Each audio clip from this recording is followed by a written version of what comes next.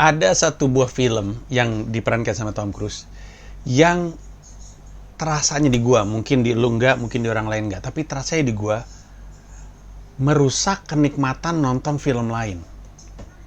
Gara-gara satu buah film, nonton film laga lain jadi nggak seru.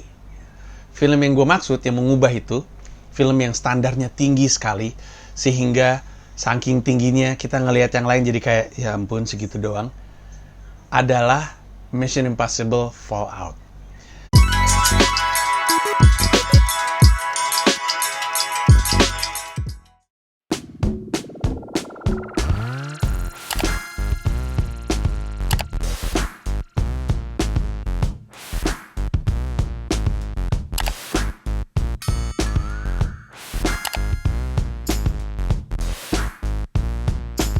Disemprotnya pakai kata-kata, bukan pakai disinfektan gitu.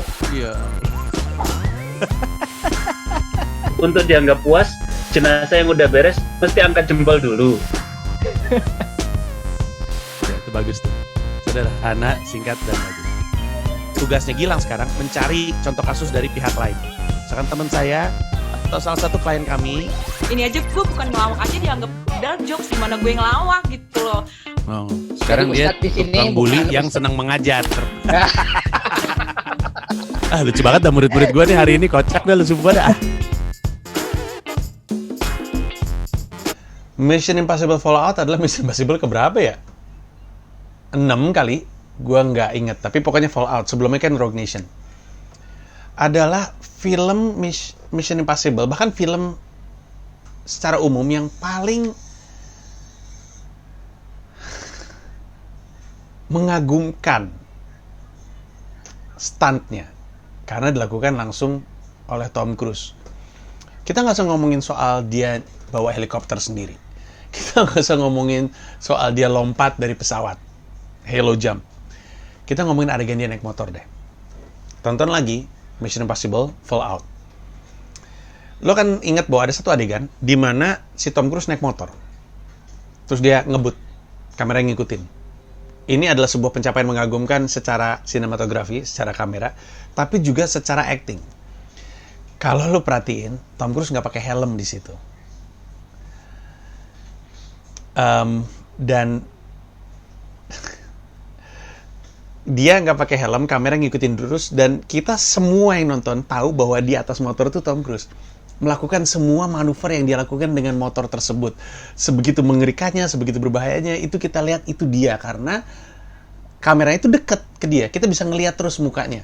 Ini bukan nggak pakai helm, terus ngambilnya selalu dari belakang, terus ngambilnya dari jauh, terus selalu kelihatan blur. Kita ngelihat mukanya dia. Bahkan ada satu adegan ketika terus di kayak di Simpang 5, Simpang 5, Semarang kali. Kayak di perempatan gitu, terus dia kayak nyicit di tengah-tengah, terus kameranya ngikut sama dia, ngasih lihat bahwa itu yang naikin dia, terus dia nyetir lagi. Sejak itu, nonton film laga lain yang jagonya naik motor tuh males. Tahu nggak kenapa? Karena setiap film laga lain, aktornya ketika naik motor dan mau melakukan manuver gila-gilaan nantinya, pasti pakai helm ditutup. Pada saat itulah kita tahu, udah pasti bukan dia aja. Dan tentu kita udah sering nonton film, kita memaklumi, kita memaafkan. Tapi gara-gara manusia bernama Tom Cruise ini, kita jadi, gua setidaknya jadi, tapi itu bukan lu. Walaupun gua tahu emang selama ini nggak pernah aktornya, setelah ini selalu, kan kita tahu stuntman kan, selalu ada, itu kan ada di Instagram tuh, aktor ini dan stuntman-nya, aktor ini dan stuntman-nya, aktor ini dan stuntman-nya, Tom Cruise dan stuntman-nya. Tom Cruise berdiri sendiri di atas kayak, kalau nggak salah Burj Khalifa deh. Nah jadi kita tahu dan kita udah permisif gitu. Tapi gara-gara gue ngeliat Tom Cruise naik motor, kemudian naik motor yang nggak pakai helm karena dia pengen ngasih lihat bahwa itu adalah dia, yang lain jadi culun gitu. Ngelihat The Rock gitu di Fast and Furious, atau lu tau nggak sih yang Hobbs and siapa sih satu lagi? Hobbs tau kan yang gue maksud, yang ada Jason Statham. Gue lupa lagi, ada C-nya. Bukan, itu mah Calvin and Hobbes. Pokoknya film itu kan, lu ngeliat apapun yang dilakukan sama Dwayne Johnson, mau dia ngasih lihat ototnya dan dia kayak gua jagoan, terus semuanya. Tapi kita lihat itu semua digital dan itu semua bukan dia, dan aduh, sejago-jagonya lu berusaha untuk nunjukin lu pengen ngasih lihat kalau lu jagoan, tapi gue jadi susah untuk mengakui lu jagoan karena jagoannya Tom Cruise, dan itu baru naik motor. Lu tau nggak adegan yang halo jump itu yang dari pesawat, terus ada kameramen. Jadi ini Tom Cruise kan, Tom Cruise ini kan, kita kan kamera kan, ini Tom Cruise nih, Tom Cruise ke arah kamera, kameranya mundur, kameranya jatuh dari pesawat, dianya juga lompat. Jadi kita tahu itu dia. Helm itu didesain khusus supaya ada cahayanya, supaya yang nonton tuh tetap lihat kalau itu dia. Film-film lain diambilnya close up, terus oke, gua akan lompat, terus dikasih lihat dari ujung, terus ntar dikasih lihat dari belakang, terus kayak ada punggung seseorang, terus kayak ada kayak green screen gitu sebenarnya, tapi kita nggak ngeh. Seorang itu lompat, abis itu sisanya udah deh pakai helm, terus kita nggak tahu tuh, kita pikir itu adalah jagoannya, udah aja kayak gitu-gitu kan. Tapi kalau Tom Cruise kita tahu itu dia. Lu tau kan film single satu yang ada gue, Radit, Babe Cabita, kan ada adegan juga yang lompat, itu juga green screen itu. Cara pengambilannya kayak gitu, ngambil padat, terus ngambil dari belakang green screen, pas lompat udah bukan gue. Tapi kalau Tom Cruise tuh yang lompat dia, terus kita mikir, ya ampun, itu dia. Film-film lain ketika kita tonton, ya kita ngerti sih kalau itu stuntman, tapi ilusinya jadi patah gitu, ilusinya jadi hilang. Kita tahu, ya bukan dia lagi. Karena kita udah keburu ngelihat standarnya tinggi banget, kita ngeliat pemainnya ngelakuin stuntnya. Belum lagi yang naik helikopter. Kalau di film lain, orangnya naik helikopter terus kasih close up. Kasih lihat close up. Ntar ngasihnya jauh banget. Paling ada orangnya pakai kacamata atau pakai helm gitu, sehingga nggak mirip, tapi bukan aktornya gitu. Ngambilnya jauh. Tapi kalau ini, kameranya itu pas di luar helikopternya, jadi kelihatan manusianya, kelihatan Tom Cruise-nya, kelihatan helikopternya, dan kelihatan sekitarnya. Gue pusing liatnya, ya ampun, ini dia beneran, ya ampun. Mana di Top Gun, si Tom Cruise bawa pesawat jet sendiri lagi, kan gila gitu. Nah terus gue mikir, gila ya si Tom Cruise ini. Dia bisa total banget ngerjain sebuah project.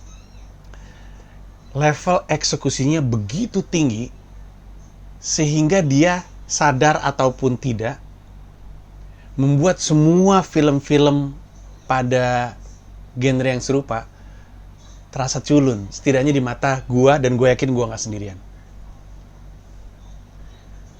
Kemudian industri film harus ngasih respon. Kita mesti ngapain nih? Kita mesti naikin standar kita juga, ngejar standarnya Tom Cruise, atau kita main sesuatu yang berbeda. Disinilah kenapa lu akan ngelihat kebanyakan film action itu udah main beda sama sekali. Stunt yang dilakukan banyak film itu adalah stunt yang tidak bisa dilakukan secara realistis. Makanya kadang-kadang gue selalu ngambil contohnya si Fast and Furious ya, ataupun yang lain. Kadang-kadang kita ngelihat adegan-adegannya tuh yang, aduh nih, ini nggak realistis banget. Karena mereka tahu kalau mereka turunin levelnya ke stunt yang realistis, penonton berharap yang lakuin masih aktornya. Sehingga mereka bikinlah sebuah adegan yang standarnya tinggi, sehingga Tom Cruise pun sebenarnya nggak mungkin ngelakuin itu. Tapi di sisi lain, kita tuh ngelawan. Ya masa kayak gitu? Ngerti kan maksud gue? Jadinya patah gitu. Karena mereka tahu mereka nggak bisa ngejar, mereka bikin sebuah adegan laga yang begitu mengagumkan, sehingga emang nggak mungkin dilakukan tanpa bantuan digital. Tapi di sisi lain, kayak Isman pernah bilang sesuatu tentang joke ya, elastisitas joke yang kalau ditariknya cuma pendek ya nggak asik, tapi kalau ditariknya terlalu jauh ntar putus. Nah ini kayak ibaratnya kayak gitu, udah keburu putus gitu. Dan inilah kenapa film superhero jadi agak selamat, karena emang superhero. Orang kan emang nggak ada yang bisa terbang, nggak ada yang bisa nembak sesuatu dari tangannya, jadinya selamat. Orang ngerti bahwa ya di sini terbenarkan penggunaan teknologi gitu. Cuman untuk yang lain, Tom Cruise udah rajanya practical shooting, practical effect gitu. Terus gue mikir, industri lain siapa aja yang kayak gitu ya, yang level eksekusinya begitu tinggi sehingga yang lain jadi kelihatan cupu gitu. Gue tahu ini sebenarnya bisa ngelukain industrinya. Kalau saking tingginya eksekusinya terus orang nggak bisa ngejar, kasihan banget yang lain gitu kan. Jadi ya di olahraga sih ada nggak ya di level olahraga? Ada nggak ya tim yang begitu gila level eksekusinya sehingga nggak kejar? Karena Barcelona dan Madrid pun kadang-kadang tukar-tukar, kadang-kadang Atletico gitu. Liga Inggris paling asik sih, menurut gue. Ganti-gantian gitu. Ntar City, ntar apa? Kan eranya gitu ya. Eranya tuh setidaknya dari kacamata pencinta Manchester United. Manchester United, gue tuh ngikutin banget tuh baru tahun 2000-an sih. Tapi mungkin sebelumnya kan Manchester United, Liverpool. Sebentar Manchester United 2000-an kan Arsenal, terus Manchester United, Chelsea, terus Manchester United, City, terus tiba-tiba Leicester. Nah kan maksud gue, terus Manchester United nggak pernah kesebut lagi, terus Liverpool lagi, terus gitu aja terus. Oh mungkin ini, lu mau nyebut IBL atau dulu disebutnya apa sih? NBL atau apapun itu. Ada masanya nontonnya tuh nggak seru karena yang juara Satria Muda, level eksekusinya gitu. Gue ingat waktu itu Erick Thohir pernah ditanya, gimana rasanya? Katanya kompetisi udah nggak seru lagi, soalnya yang menang SM mulu. Ini tahun berapa ya, gue lupa. Terus Erick Thohir bilang, ya gimana? Masa gue mau jelek-jelekin tim gue supaya yang lain bisa menang? Yang lain ngejar dong level eksekusinya. Dan pada akhirnya emang ngejar. Juga.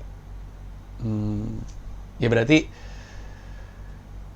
kalau misalnya dalam sebuah industri ada sesuatu atau seseorang atau sebuah perusahaan atau sebuah tim yang level eksekusi mengagumkan sehingga dia jauh banget di atas dan yang lain jadi kelihatan gak seru, pilihannya ya bagaimanapun yang lain harus ngangkat gitu, harus naik. Gue tuh ada film judulnya Extraction kalau nggak salah, filmnya ada di Netflix, yang main tuh siapa yang main jadi Thor? Gue lupa.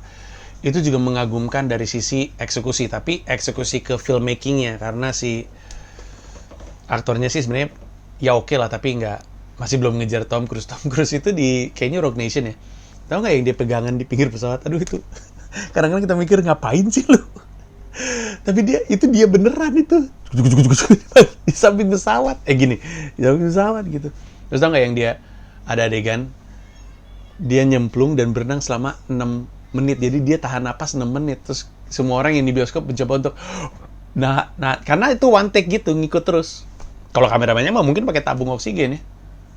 Tapi maksud gue, wah gila sih. Jadi emang si Mission Impossible itu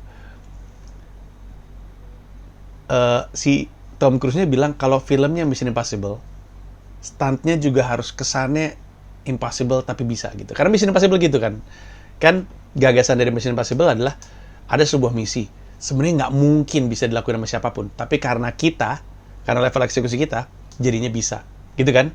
Mission Impossible, mission yang membuat yang impossible tuh jadi possible.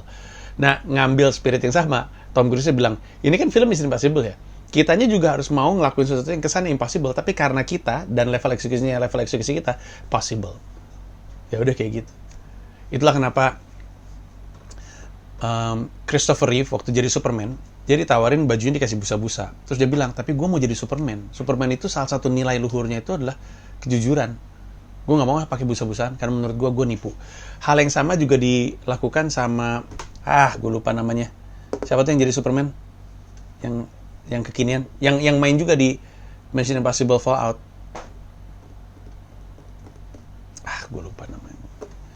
Ya itulah orang Inggris itu. Itu juga dibilang, gue gak mau pakai, gue gak mau ditambah-tambahin supaya kelihatan berotot. Menurut gue itu melanggar nilai-nilai dari Superman. Superman tuh jujur, jadi gue gak mau ngebohongin gitu. Nah jadi ngambil spirit yang sama Mission Impossible dengan Tom Cruise juga kayak gitu. Tapi itu gila sih, maksud gue gila sih. Bayangin lu ngelakuin sesuatu di level eksekusi yang gila banget sehingga yang lain jadi kelihatan cupu. Wow, that's crazy. Dah, segitu aja. Udah keluar deh dari kepala gue. Senang. Habis lama banget di kepala gue. Terima kasih banyak udah mendengarkan gue menonton gue ngoceh.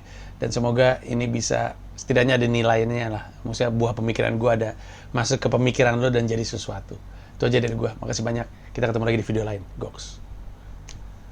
Terima kasih udah nonton video ini dan juga terima kasih udah subscribe kanal YouTube gua. Gua mau ngasih tahu bahwa gua membuka YouTube membership dan ada 3 jenis penawaran.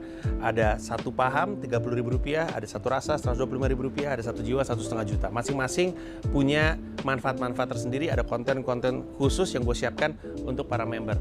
Kalau tertarik silahkan mampir ke home, klik join.